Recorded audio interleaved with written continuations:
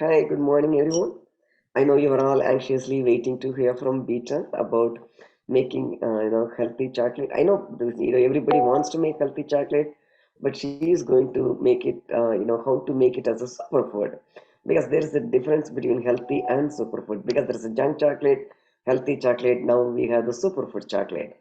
So that's why we are excited because people after the pandemic and everything, they're more health conscious. They want to know what goes into their body. So she will help us to come up with the chocolates that really enhances our body functions but not make us susceptible to other things.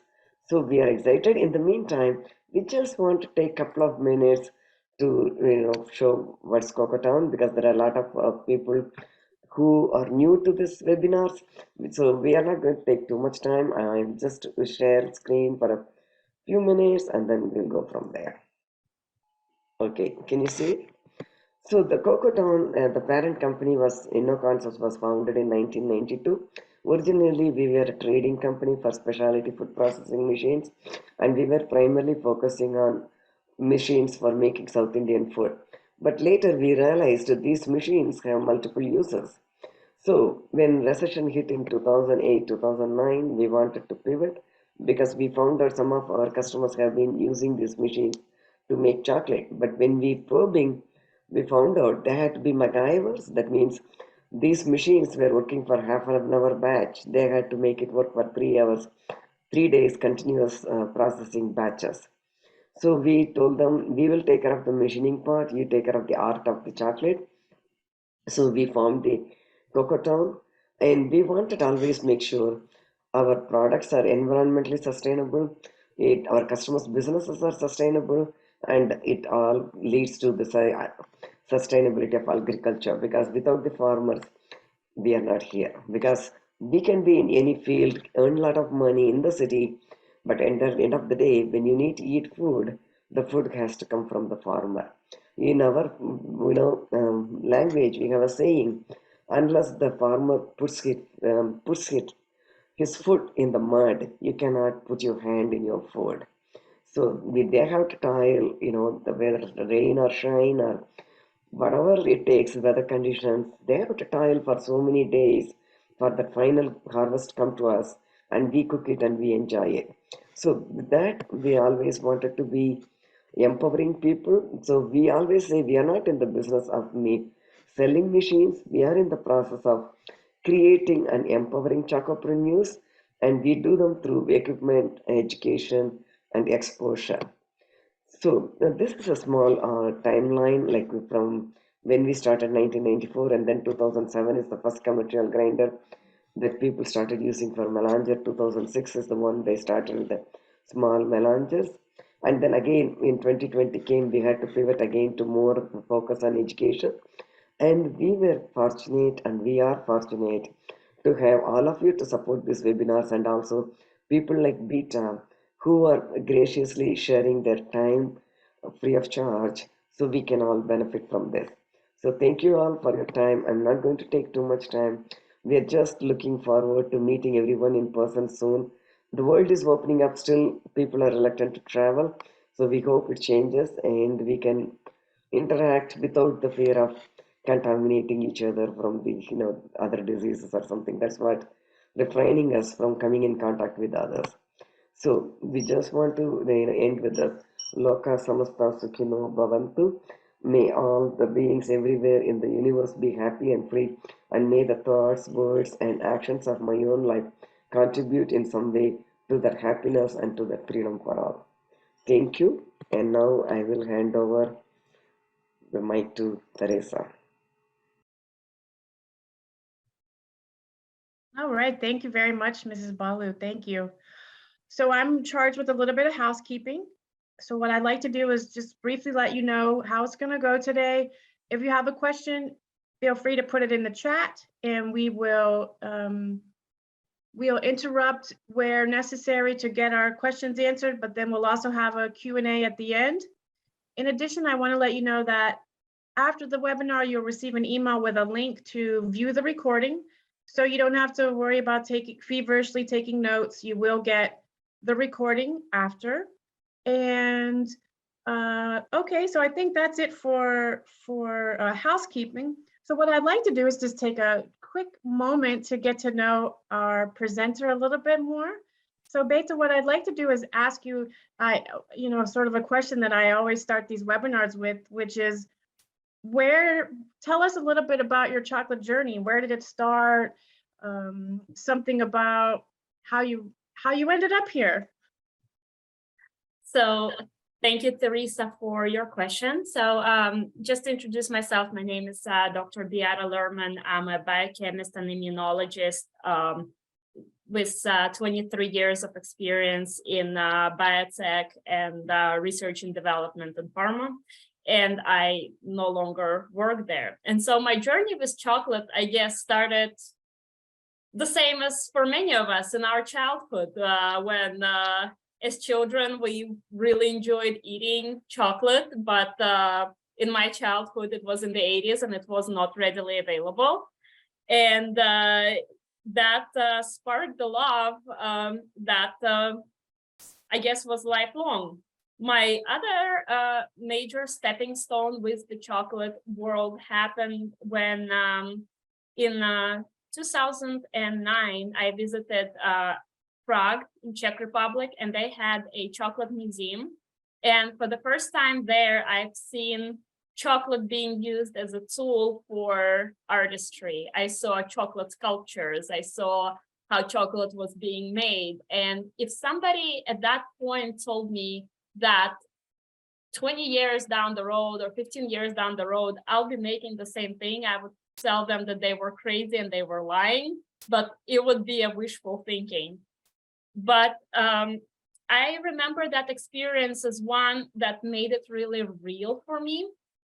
And as I went through my life being a cancer scientist and developing cures for cancer at MD Anderson Center in Houston and other places, and then consulting other researchers, I started traveling to countries that grow cocoa. And I think the final straw that broke the camel's back happened when I was in a rural area in Costa Rica. And we were in this village with no electricity, nothing there, but they were growing cocoa. And the host in whose side house we lived in, kind of like an Airbnb, brought this bowl of cocoa and like on this manual grinder. And she says, "I'm gonna make chocolate for you." And she just stood there and we helped her grind through those cocoa beans. And then she heated up and she kind of makeshift tempered it and we ate it. And I was like, I could do this.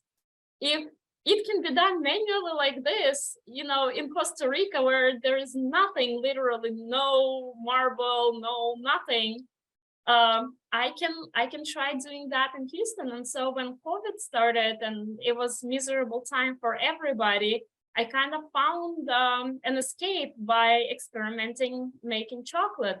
But because I come from medical background, I didn't just want to make any chocolate like there are hundreds on the shelf. I wanted to do something different. I wanted to make the chocolate that will help solve health problems at the same time as nourish and bring the quality of experience that people expect from having chocolate.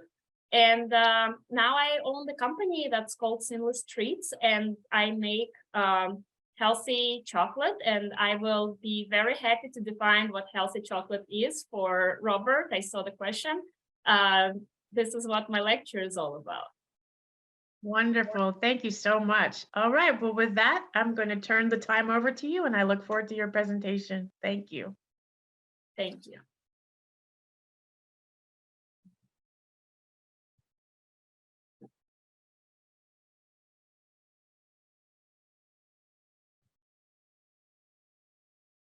Okay. So the topic of this discussion today is food for health, and how can we make chocolate a superfood that would bring health as well as satisfaction without a detriment to the health and well-being. So I usually do this lecture in person, and I ask people what is health to them. And, most of the time, what I can summarize as health to people can be seen in this picture. So it's, it's happiness, it's activity, it's being able to be physically active, mentally sharp, enjoy life. Basically, have a real high quality of life. So sometimes I like to put things into perspective of what health is when medical doctors or scientists think of health. And this is what it looks like to me. And to me, health is the optimal way for all cells in the body to function to their highest level. And basically what that means is converting the food that we eat into the energy that we need to live the highest and most fulfilling life. Meaning having energy, having no pain, no ailment, no brain fog, nothing that would hinder you from experiencing and living life to the fullest.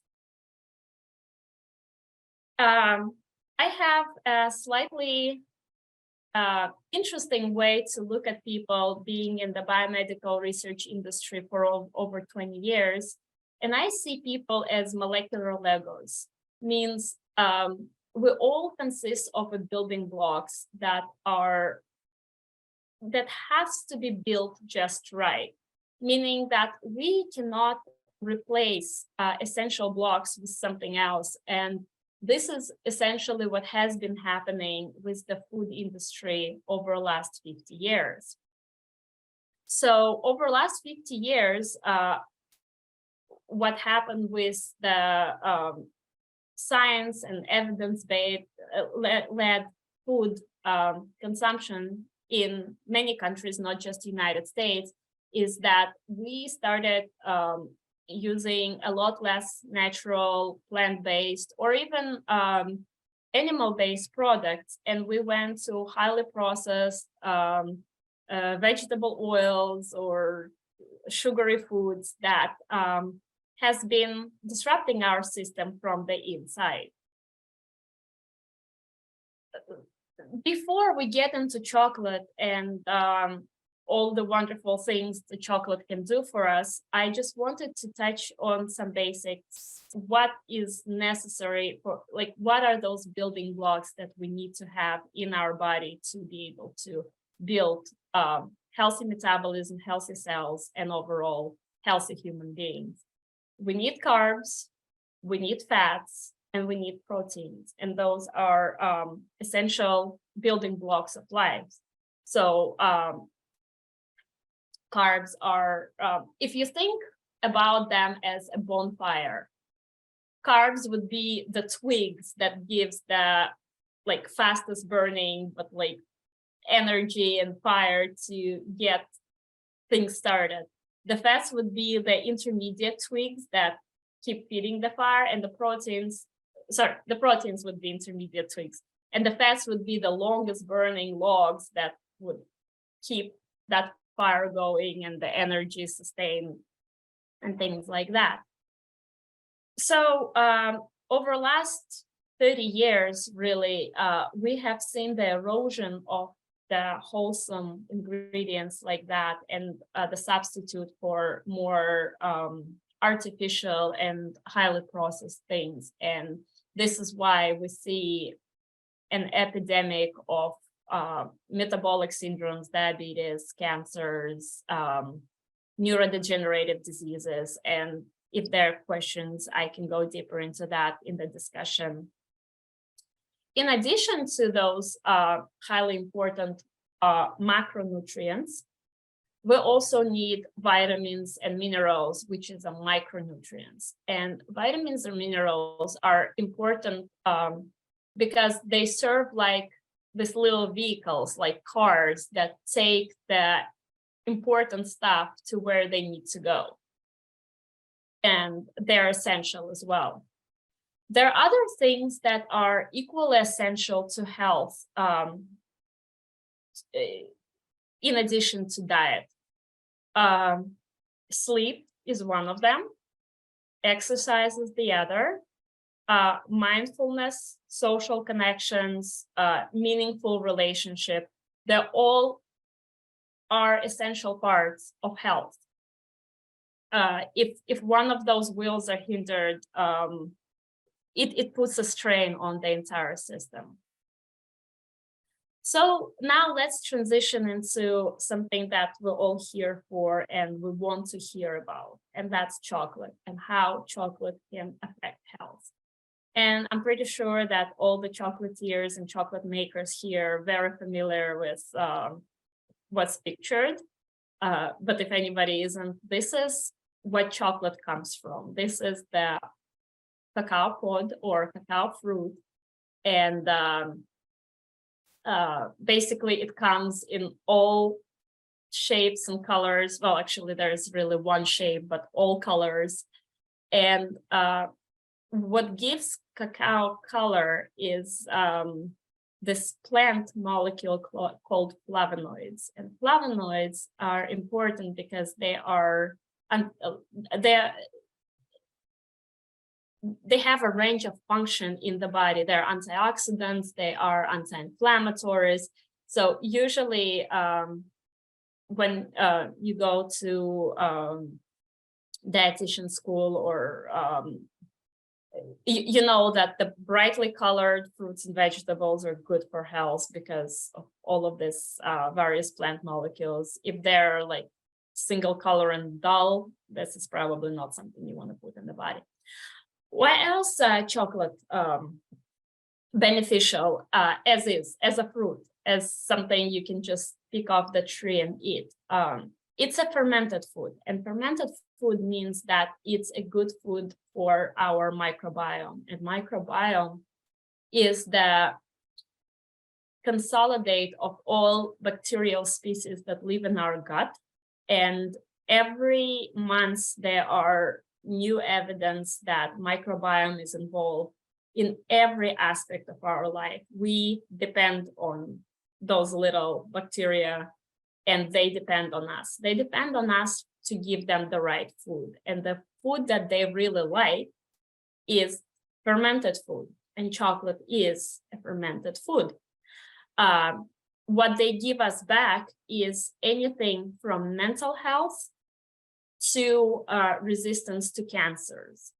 There's been numerous studies that show that the diversity of microbiome is protective for many chronic diseases and cancers. And so the more of those beneficial bacteria we have, the better it is for our health.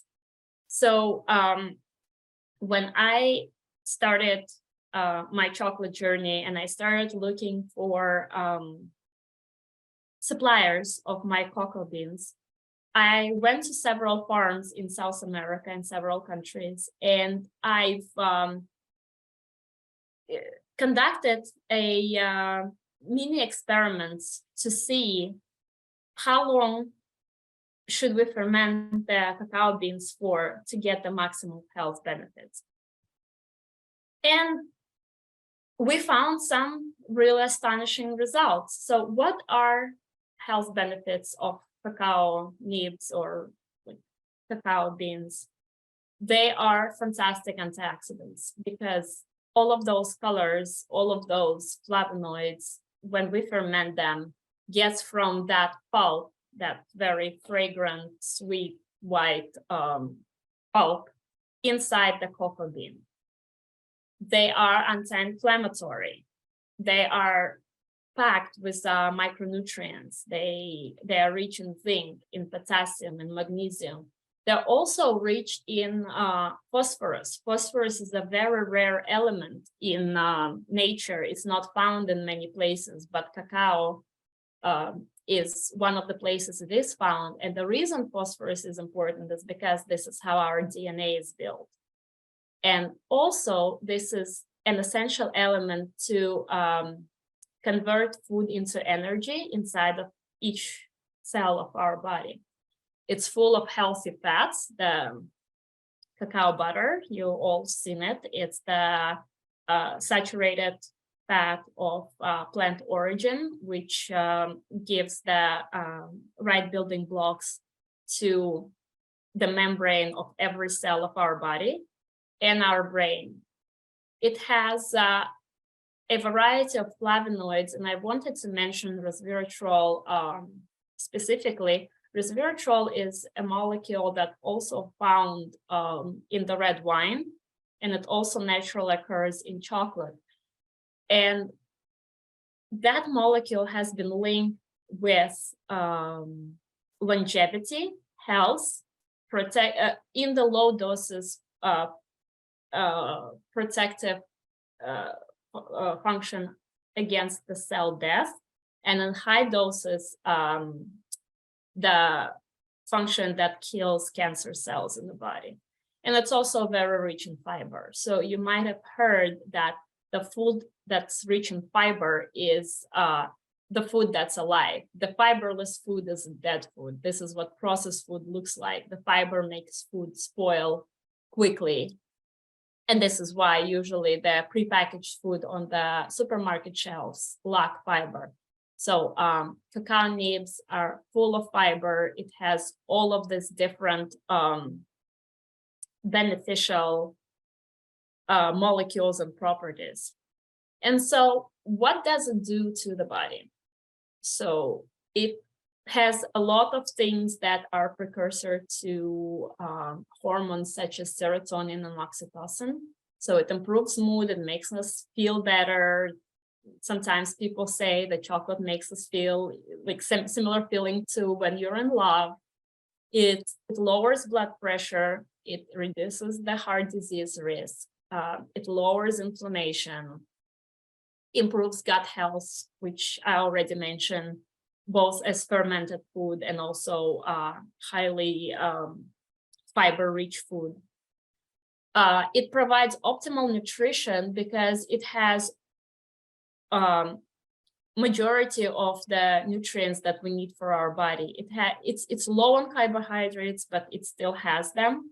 They are rich in saturated fats and rich in protein. It lowers the risk of heart attack and stroke, and it does help balance hormones. And there is actually studies to back every single one of those statements. And at the end of the lecture, if somebody would be interested in reading boring scientific literature, I'll be happy to provide the links. So, but what happens in reality with all of that? With the conventional chocolate products that are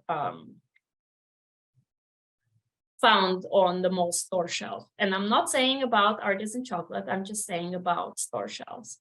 None of that really happens because we know everybody loves chocolate, everybody buys tons of chocolate, eat it, and everyone is sick. Literally, I've traveled to many countries in the world over the last 20 years, and I've seen the health detriment that happened. I just came back from Philippines 3 days ago, and I was there on the cacao farms, but also meeting with some health officials, and I was told that over 70% of Filipino residents are diabetic. Also, I have another public health project. I work with the government of Micronesia, also on the topic of diabetes, and their senator has told me that there is a surgery to cut somebody's leg off because of diabetes every 8 hours in Micronesian island. So everything that chocolate is supposed to be good for is actually not when we talk about store-bought chocolate. So people are getting unhealthy, heart disease is rampant, metabolic syndrome, diabetes. Optimal nutrition is nowhere to be found in the majority of the world. But why is that? If people read the nutritional labels on all of the chocolate, most of the chocolate that are sold in the store, and or I would say not chocolate, but chocolate products, because for something to be classified as chocolate, it's supposed to adhere to very strict guidelines. You would find the whole range of things that are detrimental to the body. You would find an excess of sugar, artificial flavors, artificial colorings, preservatives, hydrogenated vegetable oils, high fructose corn syrup, all of these fillers, diluters, because as chocolate manufacturers, we would know that high quality ingredients are expensive, and the food technology, what they try to do is to cut the cost and make things palatable. And without all of those artificial ingredients, they cannot make it palatable for people to be willing to continuously purchase it. So we're talking about over-processing of food. Why I say over-processing? Because we still process the ingredients to make chocolate, the artisan chocolate.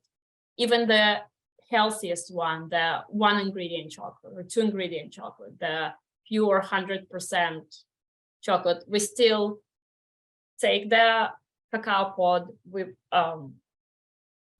ferment it, we dry it, we roast it, winnow it, we crush it down, and then temper it and make it the final product. So that's the process that's required to produce high quality chocolate or any chocolate.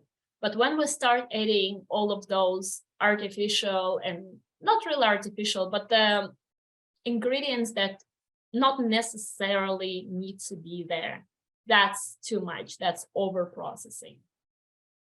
And if you think about that, even if we take 1 ingredient, sugar, most people, and I'm talking about, I don't have a statistics, but I would say over 50%, don't normally buy chocolate that's over 75%. But what does that mean? That means that in 100 grams of that chocolate, it's already 25 grams of pure sugar. And I'm not saying in this lecture sugar is good or bad, but with everything else that we eat, we already get a lot of that molecule. And our metabolism was not evolved to handle that much carbohydrates or sugars. And so adding more through consumption of otherwise healthy food is not helping our body, it's hurting it. So very briefly, how can we turn chocolate into superfood? We can start replacing ingredients and going what's minimally required to make great chocolate. And what's minimally required is actually just 3 ingredients. We need cacao nibs, we need cacao butter, and we need a sweetener. And the reason I say sweetener is because I intentionally, in my chocolate, trying to avoid using any kind of sugar or artificial sweeteners. So instead of sugar, I use stevia. And I intentionally put a picture of the stevia I use because it's a green stevia. A lot of people think of stevia as something store-bought, as something that is one-to-one replacement of sugar. That is not stevia. Anything that says that it's one-to-one, like stevia in the raw, is either maltodextrin or dextrose or any other kind of filler that is metabolically even often worse than sugar itself. And it doesn't do body any good. Yes, it's 0 calories, but what it does on the level of cellular health is worse than what sugar would do. So if we think about green stevia, stevia that comes from crushed leaves of the stevia plant, it's 250 times or more sweeter than sugar. So it cannot be a one-to-one direct replacement. It's like 1/32 of a tablespoon of sugar. So when we make chocolate, we have to think about proportions, and proportions are important. So we need to dilute that green stevia, which is so much sweeter than sugar, with something. And what I usually do is I use inulin powder. Inulin is come from the plant that's called hickory. It's very pretty blue flowers. They grow in the United States and all over Europe. I've seen them. Their root happen to be rich in fiber and only 25% as sweet as sugar. And what it does is actually, if you mix something that's 250 times sweeter than sugar with something that's just tiny bit sweet, you can get back to the proportions that are necessary to make 60% chocolate, 65% chocolate, or, you know, the dark milks, which is also works really well. Another reason stevia works excellent in the chocolate is because not many people know it, but it's actually fat soluble. Green stevia that comes direct from the plant is not very good sweetener for teas or coffees or water, because if you put it into a glass of water, it actually falls out like a brick powder. And I have done this experiment to show it to people in my factory good numbers of times already. And if it's of interest, I can make a video of it, but it's really interesting to see. Stevia falls out of water, but it dissolves really, really well in oil-based products like chocolate. Another sweeteners, which are natural alternatives to sugar that can be used, can be like an erythritol sweetener. Erythritol is a sugar alcohol, which is mostly not absorbed by the body. Only about 12% of it gets fermented in the large intestine, but sometimes that causes discomfort to people. And if they see erythritol on the label, they don't buy it because they get digestive problems, which is why, you know, I don't use erythritol in my chocolate. But if I need additional sweeteners, I use pure monk fruit extract, which I also dilute with inulin, because if we talk about stevia being about 250 times sweeter than sugar, then monk fruit is even sweeter. It's about 320 times sweeter than sugar. So when we talk about chocolate, and I think most people would agree with me, we have a fantastic advantage of making chocolate a superfood. Why? Because chocolate flavor is so strong, it can absorb nearly any other flavor that's out there in the world.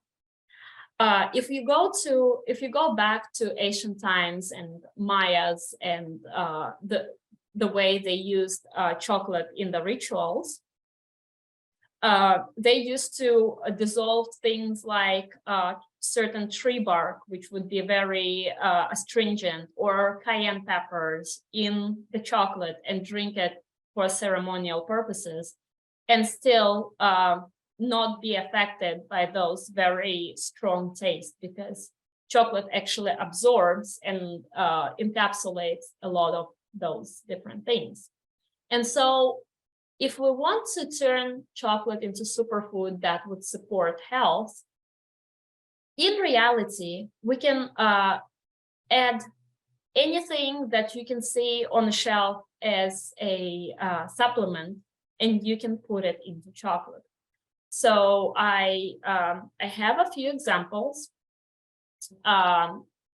And I put monk fruit sweetener because it has some health purposes in addition to being sweetener.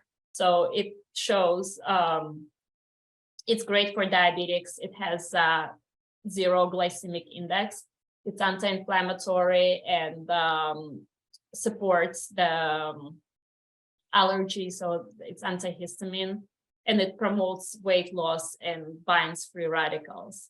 So in addition of being fantastic sweetener, it also does a lot of good for the body. So even if we just choose monk fruit sweetener as a sweetener for the chocolate itself, we already would be doing a lot of good for either ourselves as the consumer of that chocolate or our customers.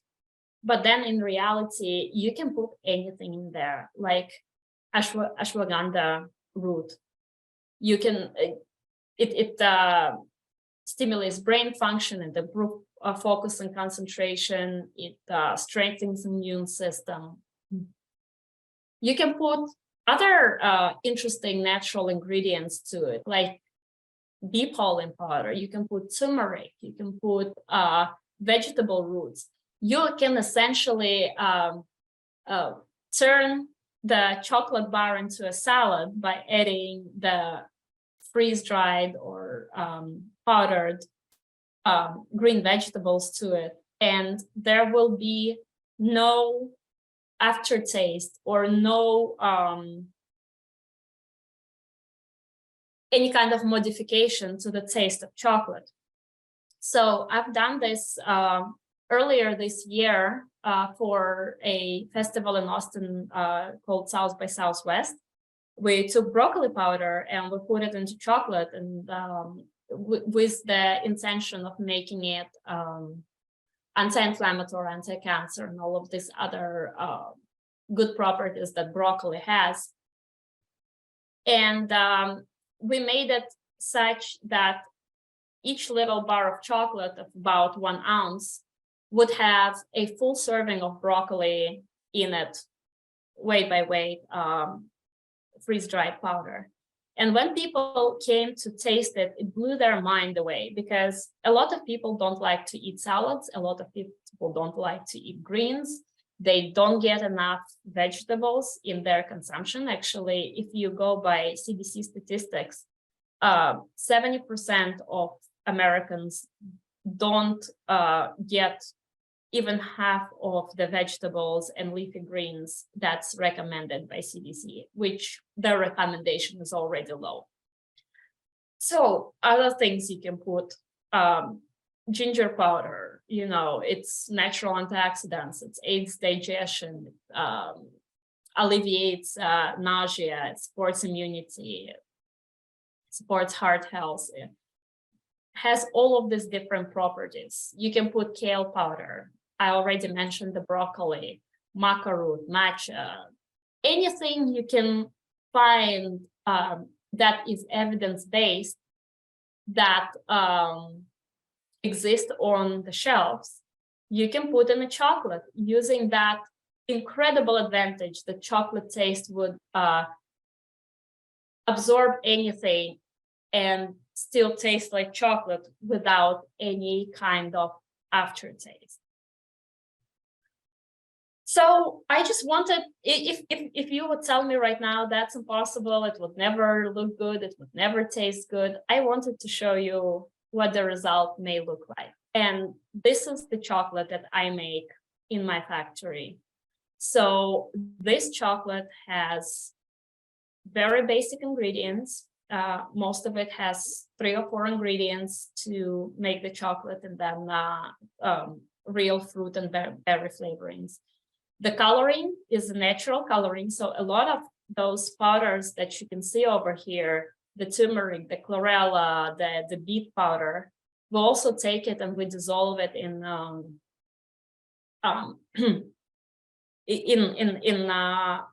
cacao butter, and we make colorings with it. And so all of these colorings is not your traditional red 40s and yellow 5, 6s and blues and, you know, those horrible things that can cause cancer and allergies and a lot of other health detriment.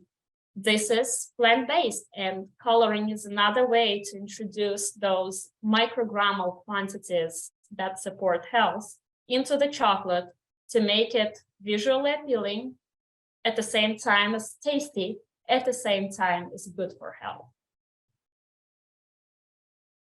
So to bring my monologue to a conclusion and open it up to more questions and answers, I would like for you to walk away from it with this final point. Choose high quality ingredients from good sources that guarantee quality. That, for me, it's very important for cacao beans to be grown organically. All of my cacao beans come from only 3 countries and only 3 farms. But I personally visited each one of those farms, and we've done some quality control, and we've done some small scale experiments to see how we can optimize the taste. I do realize that not everybody may have that opportunity, but it's a good thing to strive for, to know that your initial raw materials are pesticide free, they are not genetically modified. On the topic of genetic modification, as chocolate makers, you may know that a lot of cacao in the world, a lot of cacao plants are affected by this fungal disease that is not killing the plant, but actually killing the cacao pod as soon as it turns ripe.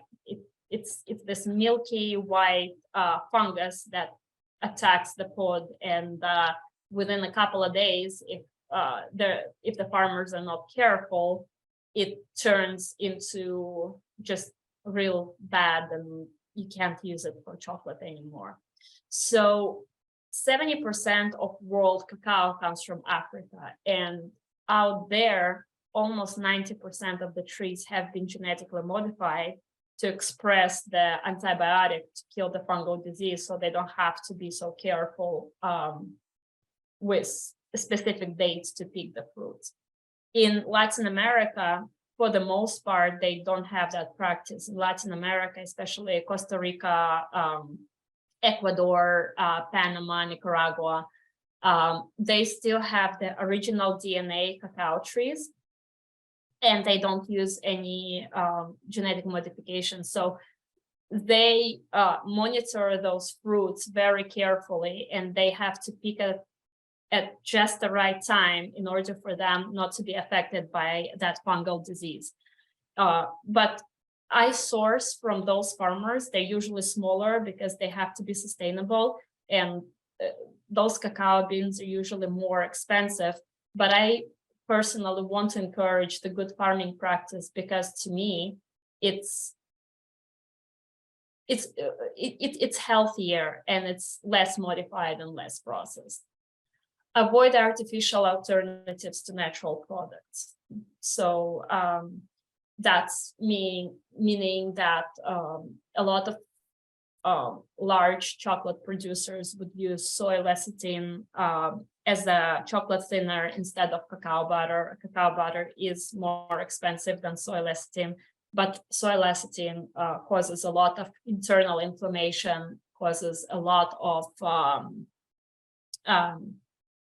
allergies inside the body. So usually I stay away from that. Use the minimal processing to retain the natural health benefits. And that's going back to just the basic necessary steps from fermentation to tempering without anything else that turns the cacao bean into the chocolate. Use the strong flavor of chocolate to your advantage. If you know the good source, or if you're personally using some kinds of dietary supplements that do good, or just very basic WebMD search can show you which supplements are generally recommended, or you just want to turn the chocolate bar into the salad and solve the undernutrition of even the American public for not eating enough leafy greens, you can do that using the chocolate flavor. So use it to your advantage. And, once you start experimenting with it, give yourself time to optimize the blends and the recipes to achieve your goals. And finally, what I want to say is care. Care about yourself, your health, your customers, your world, your suppliers. Care, because without that, we have no future. Thank you very much.